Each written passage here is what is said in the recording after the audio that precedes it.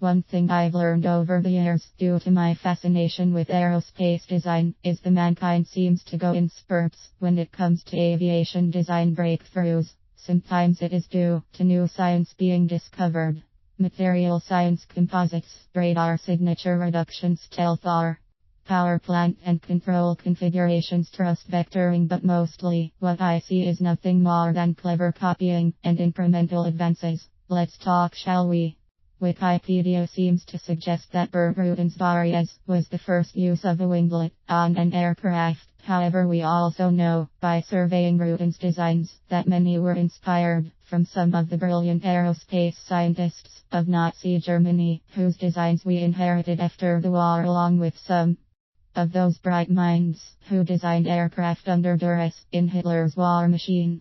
Now then, did Rutan, NASA, and others get inspiration for the winglet concept they observed on Luftwaffe prototypes? Consider the Messerschmitt Me 309, an aircraft that was still under testing and never went into production, one which looks like it has components of many US aircraft. Perhaps the German scientists improved on those designs, incorporating them into their own in the Me 309.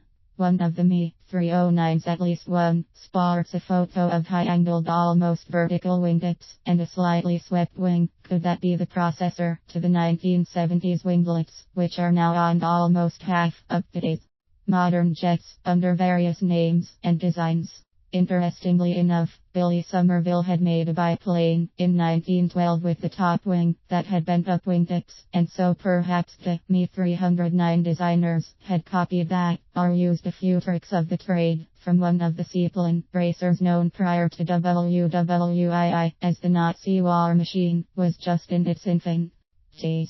Charles Lindbergh has truly in awe of Germany's aerospace advances. Before the war, and warned our military it was time for an upgrade, and to not engage the Germans with superior technology prior to the entry to the war.